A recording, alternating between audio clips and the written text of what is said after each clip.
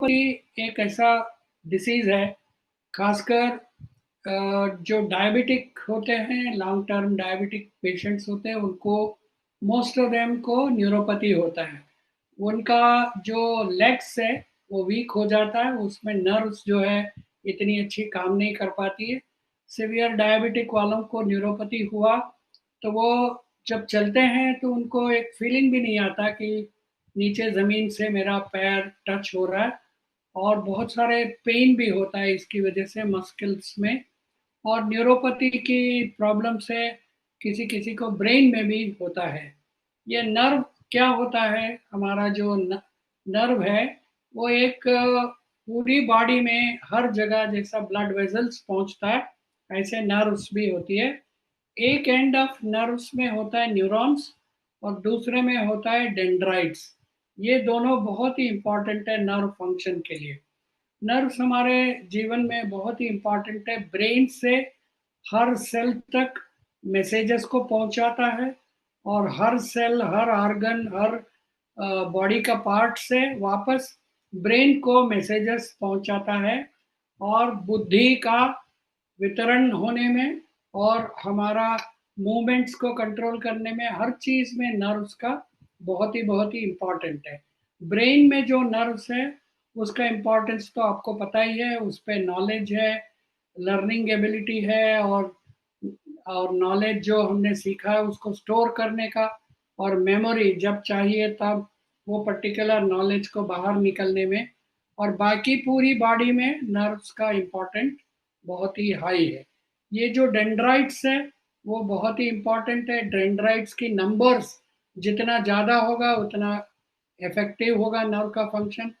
और न्यूरॉन्स जो है डाई होता रहता है, वो मरता रहता है, और न्यूरॉन्स को रीजनरेट और रिजनरेट होना पड़ता है। ये दोनों एंड्स में तकलीफ हुआ तो ये नर्व्स की प्रॉब्लम सीरियस हो जाती है। Next slide please. जैसा मैंने कहा, डायबिटिक पेशेंट्स में because of the high sugar problem in the blood and various side effects of this diabetic conditions, nerves के ऊपर बहुत ही दूर असर पड़ता है, और उससे वजह से ये न्यूरोपैथी का प्रॉब्लम होता है। Next slide please. और constipation, I am sorry, diabetes वालों को और क्या तकलीफ हो सकता है? कुछ लोगों को रेटिनोपैथी हो सकता, मतलब आंखों में कैटरैक्ट बहुत जल्दी हो जाना, आंखों की देख का शक्ति कम हो जाना, ये होता है। हार्ट डिसीजेस होता है, स्ट्रोक हो सकता है, बिकॉज ये अगेन नर्व्स वीकनेस होती है। लिवर डैमेज हो सकती है because of the high sugar control, uncontrolled sugar. Neuropathy, nephropathy मतलब किडनीज पे असर पड़ सकता है, और मसल्स पे असर पड़ सकता है, और वेट लॉस हो सकता है हाई डायबिटीज से। और मोस्ट इम्पॉर्टेंटली आजकल की ज़माने में न्यूरोपैथी बहुत ही ज़्यादा लोगों में पाए जाते हैं। उसकी वजह से वो इसीलिए कि हमारी लाइफस्टाइल्स में बहुत ज़्यादा बदलाव आ चुका है, और सेडेंट्री लाइफस्टाइल हो गया है, plus sugar balance, metabolism weak होती है। Next slide please. तो नॉन डायबिटिक लोगों में भी नर्व्स की प्रॉब्लम हो सकती है। ये ज़रूरी नहीं है कि न्यूरोपैथी या नर्व प्रॉब्लम सिर्फ डायबिटिक वालों को हो सकता है। विटामिन B12 डिफिशिएंसी आजकल इंडियंस में बहुत से लोगों में पाए जाते हैं, खासकर वेजिटेरियन फूड खाने वालों में थोड़ा ज़्यादा परसेंटेजेस है, नॉन वेज खाने वालों में कम है। और विटामिन B1, B6, B9, ई, फोलिक एसिड, इसकी भी मात्रा यदि कम आप खा रहे हो, सप्लीमेंट्स नहीं ले रहे हो, उनको भी ये हो सकता है। फिजिकल डैमेजेस हो सकता है, आप गिर गए हैं, सर्जरी हुआ है, हाई स्ट्रेस से और ऑक्सीडेटिव स्ट्रेस से। ओबेसिटी, जो लोग BMI हाई होता है उनको चलने की तकलीफ होती है, वो ज़्यादा चल नहीं पाते, तो इसलिए ब्लड सर्कुलेशन नहीं होता है, इसीलिए पैरों में भी नर्व्स की बिहेवियर कम हो जाती है। और विमेन में खासकर मेनोपॉज की टाइम में हार्मोनल चेंजेस की वजह से भी नर्व्स के ऊपर दुष्परिणाम हो सकते हैं। Next slide please. तो आजकल लोगों में बहुत सारे प्रोडक्ट्स, लोग कहते हैं पेन के लिए, मसल रिलैक्स करने के लिए बहुत सारे ऑइंटमेंट्स, क्रीम्स, लोशंस और तेल वगैरह बेचते हैं और कहते हैं कि ये आपको पैर की जो दर्द है वो कम कर देगा। हो सकता है थोड़ा दर्द कम करे, मगर नर्व्स का पेन जो है, नर्व्स को ठीक नहीं कर सकता वो सारे प्रोडक्ट्स को। और कोई दवाइयाँ इसमें प्रिस्क्राइब होती है, वो दवाइयों की साइड इफेक्ट्स हो सकता है। It can cause constipation, drying of mouth, weight gain हो सकता है, ब्लर्ड विजन हो सकता है, ड्रग ड्रग इंटरेक्शंस भी हो जाती है, और कुछ लोगों में टॉलरेंस और डिपेंडेंस हो जाती है। मगर बॉडी क्या है, जो भी मेडिकेशन किसी ने दिया है वो कुछ दिन के बाद असर नहीं करेगा, या बहुत ज़्यादा डोज लेना पड़ेगा, या एडिक्ट हो जाएगा, रोज वो दवाई खाते ही रहना पड़ेगा आपको पेन कम करने में, नर्व्स को थोड़ा सा ठीक कर रखने के लिए। Next slide please. इसकी वजह से, जैसा हमारी प्रोडक्ट डेवलपमेंट की स्ट्रेटजी होती है, ग्रंथ के आधार में आयुर्वेदिक का विजडम को हम स्टडी करते हैं और पब्लिश साइंटिफिक वर्क्स को लेके नर्व्स को एनर्जाइज करना है और नर्व्स को बरकरार रखना है, नर्व्स को रिजुविनेट करना है। ये तीन इंडिकेशन को माइंड में रख के ये प्रोडक्ट बना है। और क्योंकि ये नर्व्स को एनर्जाइज करता है, इसीलिए प्रोडक्ट का नाम भी नर्व एनर्जी रखा है। इसका नाम सिंपल है, ये राजेश जी ने बहुत बढ़िया नाम रखा है, जिसकी वजह से आपको डायरेक्टली पता लग जाता है ये प्रोडक्ट किस किस को दे सकते हैं हम, क्या काम करता है। और ये प्रोडक्ट, नेक्स्ट स्लाइड प्लीज। ये नर्व एनर्जी को हमने एक फिल्म कोटेड टैबलेट के फॉर्म में बनाया है। It is a novel combination, एक यूनिक कॉम्बिनेशन बनाया है जो डिफिशियंसीज है न्यूरोपैथी क्रिएट करने का, उसको डील करते हैं। और नॉवेल कॉम्बिनेशन है, इसमें मैग्नीशियम है और बिसग्लाइसिनेट है जो सर्कुलेशन को इम्प्रूव करता है और नर्व्स पे काम करता है। और एक न्यूट्रास्यूटिकल इंग्रेडिएंट डाला है जो हमारी बॉडी में रहता है, बट बहुत ही कम मात्रा में होने से न्यूरोपैथिक पेन को कंट्रोल नहीं कर पाते अपने आप में। ये कंपाउंड का नाम है पॉलीएथेनॉल अमाइड, पीईए। ये अप्रूव्ड इंग्रेडिएंट है, ये साइंटिफिकली डेमोन्स्ट्रेटेड है। इनकी कुछ ह्यूमन स्टडीज भी है जिसमें न्यूरोपैथिक पेन को रिड्यूस करता है, न्यूरोपैथी पे असर करता है। और आयुर्वेद का जो इम्पोर्टेंट जड़ी बूटी मंडूकपर्णी और शंख पुष्पी, ये दोनों डायरेक्टली नर्व्स पे काम करने का पब्लिश डाटा भी है और ग्रंथ में भी कहते हैं। इस तरीके से कॉम्बिनेशन हमारे नॉलेज में किसी कंपनी के पास नहीं है। आप ये जोर से कह सकते हैं कि फर्स्ट टाइम इन इंडिया। और दूसरा, इसमें जो भी वाइटामिन्स और मिनरल्स को हमने डाला है, वो एस्टिमेटेड एवरेज रिक्वायरमेंट्स जो ICMR, Indian council of medical research ने एस्टिमेटेड एवरेज रिक्वायरमेंट्स को डिक्लेयर किया है 2020 में। इसका मतलब है जो भी वाइटामिन्स या मिनरल्स हम दे रहे हैं, बहुत ज़्यादा क्वांटिटी देके टॉक्सिसिटीज नहीं करना है, बॉडी में अक्यूमुलेट होने अलो नहीं करना है। जितना मिनिमम चाहिए, जितना चाहिए जो साइंटिफिकली वैलिडेटेड है आईसीएमआर से, उतना मात्रा हम इस प्रोडक्ट में दे रहे हैं। Next slide please. इसमें विटामिन बी 12, हमने बताया बी 12 की डिफिशियंसी से नर्व्स के प्रॉब्लम होता है, तो एस्टिमेटेड एवरेज रिक्वायरमेंट लेवल्स का विटामिन बी 12 हम दे रहे हैं, विटामिन बी 6 दे रहे हैं और मैग्नीशियम दे रहे हैं। ये तीनों नर्व्स के लिए बहुत ही ज़्यादा इम्पॉर्टेंट है।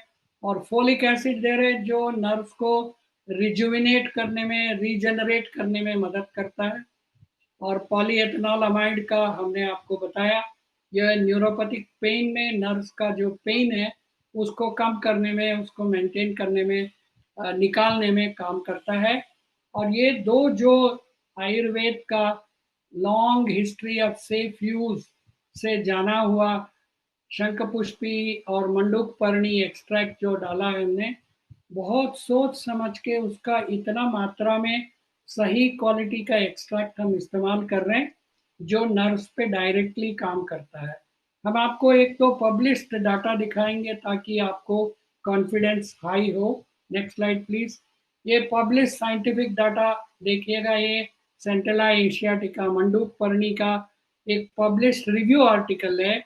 इसमें बहुत सारे स्टडीज करके उन्होंने दिखाया है कि ये नर्व्स का डेंड्राइट्स की नंबर्स को बढ़ाने में मदद करता है, काम करता है, और न्यूरॉन्स को स्टेबलाइज करता है, और ये ऐसा सुपरस्टार हर्ब इस प्रोडक्ट में है। Next slide please.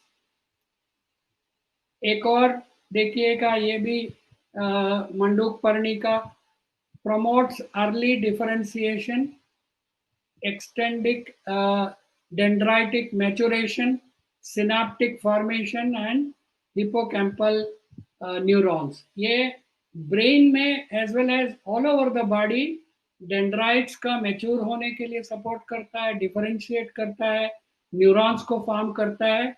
ये ब्रेन में भी काम करेगा और बॉडी में सब जगह नर्व्स पे काम करेगा। Next slide please. ये शंखपुष्पी पे एथेनॉलिक एक्सट्रैक्ट पे काम है। ये इसके अंदर भी यही चीज़ें प्रोवन है।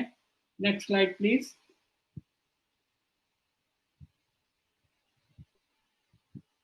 ये न्यूरॉन और डेंड्राइट्स को fresh leaf juice of Centella asiatica, same हर मंडूक पर्णी का एक और पेपर है, देखिए कितना डाटा उन्होंने इस पे पब्लिश किया है। Next slide please. तो mild to moderate osteopathic osteoarthritis वालों को भी न्यूरोपैथी होती है, और उनमें पॉलीपामिटोएथेनॉलमाइड का एक इंग्रेडिएंट 120 पेशेंट का स्टडीज का रिजल्ट है। हम एक स्टडी दिखा रहे हैं आपको। इसमें पेन स्कोर जो है बहुत ही कम हो जाता है, पेन सब डोमेन में आ जाती है, स्टिफनेस को बहुत ही कम कर देता है, और फंक्शंस को इम्प्रूव करता है, मूवमेंट्स को इम्प्रूव करता है। ये इसकी वजह से इसको हमने इसमें सिनर्जी के लिए डाला है। Next slide please. तो एक्सरसाइज रिकवरी पे भी पॉलीएथेनॉलमाइड का बहुत सारा स्टडीज हुआ है। इसमें दिखा है decreasing myoglobulin levels post exercise, lower blood lactate concentration. ये सब नेगेटिव एस्पेक्ट्स है मसल्स का काम करने को रोकने के लिए और न्यूरोपैथी के लिए, और उस पे पामिटोएथेनॉलमाइड असर दिखाया है। Next slide please.